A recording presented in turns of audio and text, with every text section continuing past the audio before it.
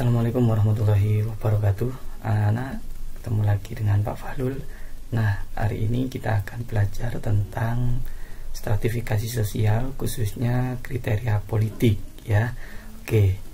Nah, kalau kemarin kita udah belajar tentang stratifikasi sosial, kriteria ekonomi sama kriteria sosial, hari ini kita akan belajar stratifikasi sosial, kriteria politik. Nah, kita tahu bahwa dimanapun kita berada, yang namanya kekuasaan atau politik itu pasti ada. Karena apa? Karena yang namanya kekuasaan itu adalah sesuatu yang nanti berhubungan dengan masyarakat, di mana nanti akan ada orang yang berkuasa dan orang yang dikuasai. Tapi bentuk dari kekuasaan itu beraneka ragam, di dunia bermacam-macam, tergantung dari apa yang kemudian menjadi karakteristik masyarakat di berbagai wilayah atau negara di dunia itu. Nah, kalau kita amati stratifikasi kriteria politik, itu setidaknya ada dua hal yang paling menentukan. Nanti tingkatannya pasti akan ada dua, yaitu seperti yang ada di slide ini. Ada yang pertama elit kekuasaan, dan kemudian ada rakyat atau massa. Apa itu elit kekuasaan? Elit kekuasaan ini disebut sebagai kelompok yang menguasai atau yang dominan, kelompok elit. Nah, kemudian kalau rakyat atau massa itu adalah orang atau kelompok yang dikuasai, gitu ya. Oke. Nah, sekarang kalau anak-anak baca di buku itu akan ada salah satu tokoh sosiolog atau sosial yang bernama Max Weber.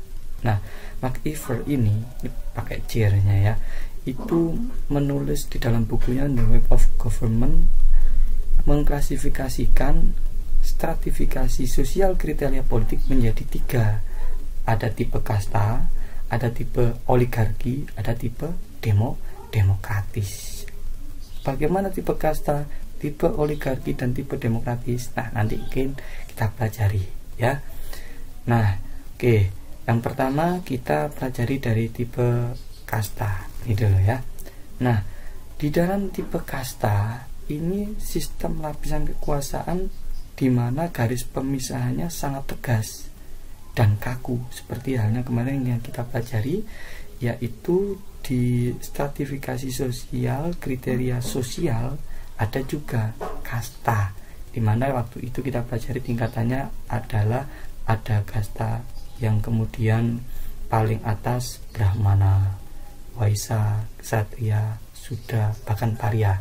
Tetapi di dalam kriteria politik nanti arahnya kepada kekuasaan, sama sifatnya sama-sama kaku dan tertutup atau tegas, sehingga yang namanya tegas dan kaku, apalagi tertutup, ini hampir tidak terjadi mobilitas vertikal ya.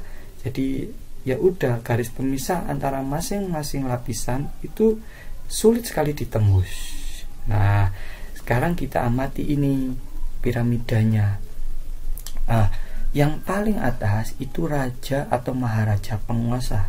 Yang bawahnya bangsawan. Bawahnya ada orang yang bekerja di pemerintahan, bawahnya pegawai rendahan, bawahnya lagi ada tukang atau pelayan, bawahnya petani atau buruh, dan bawahnya lagi budak-budak. Oke ya. Kalau beda ya, tipe kasta tipe kasta kriteria politik sama kriteria sosial. Kalau kriteria sosial mana ada 5 ya kan. Tapi kalau kriteria politik ini ada 1 2 3 4 5 6 7. Oke ya, itu. Nah, berikutnya adalah nanti kita pelajari tentang tipe oligarki. Nah, ini ya, tipe oligarki itu sama persis dengan tipe tadi, tipe kasta. Samanya adalah di mana kedua tipe ini punya garis pemisah yang tegas.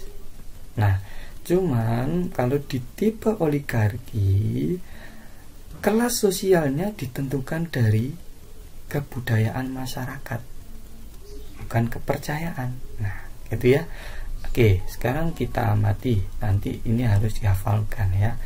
Kalau di tipe oligarki, yang paling atas raja, yang bawahnya bangsawan, yang bawahnya adalah penguasa.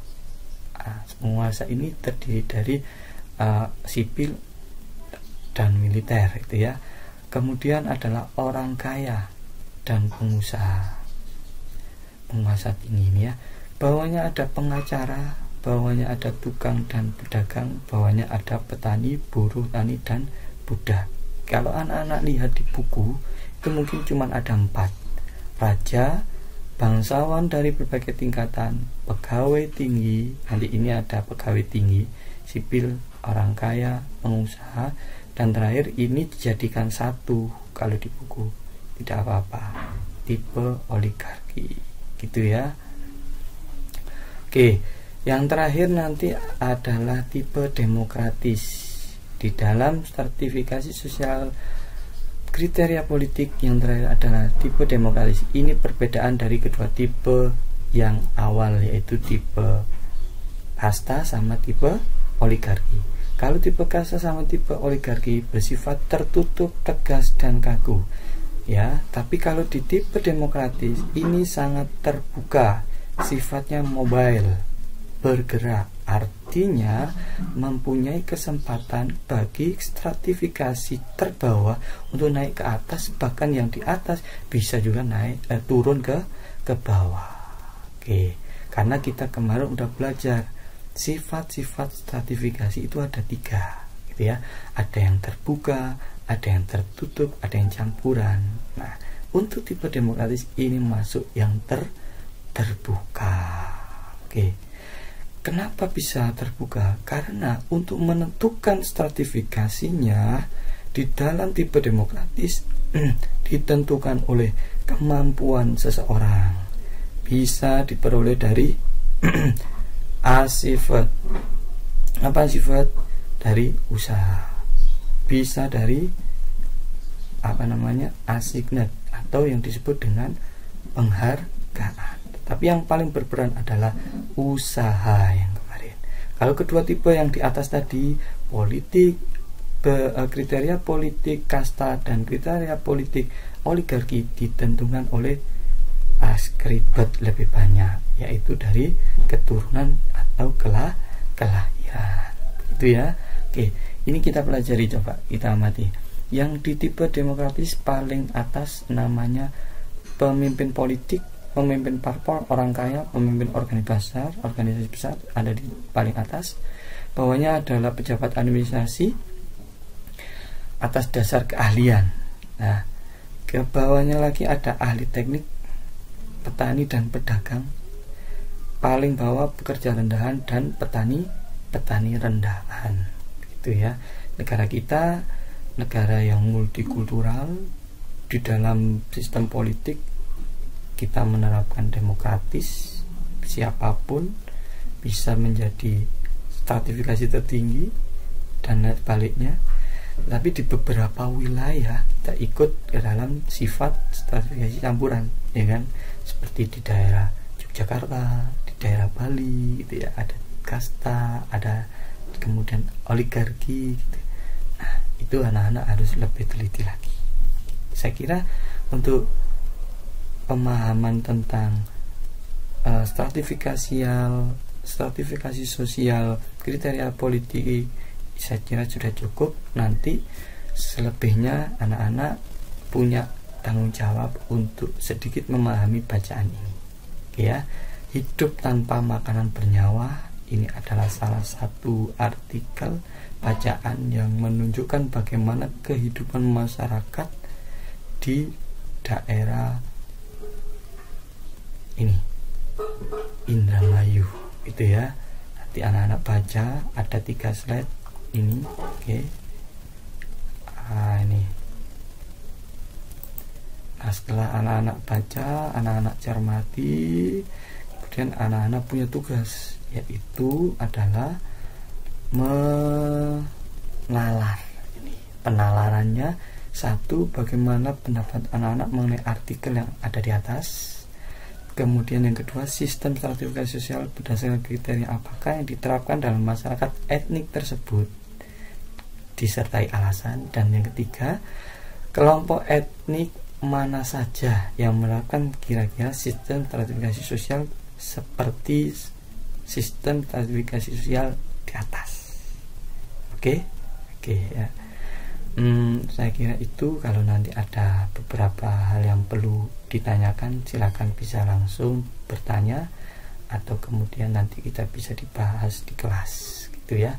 Kemudian jangan lupa ini penalarannya nanti dikerjakan di buku tulisnya, kemudian nanti bisa dikumpulkan dengan e-learning atau kemudian bisa langsung ketika offline. Saya kira itu anak-anak, mudah-mudahan bermanfaat. Untuk kesempatan berikutnya nanti akan ada materi yang berhubungan dengan dampak dari stratifikasi sosial. Oke, terima kasih. Assalamualaikum warahmatullahi wabarakatuh.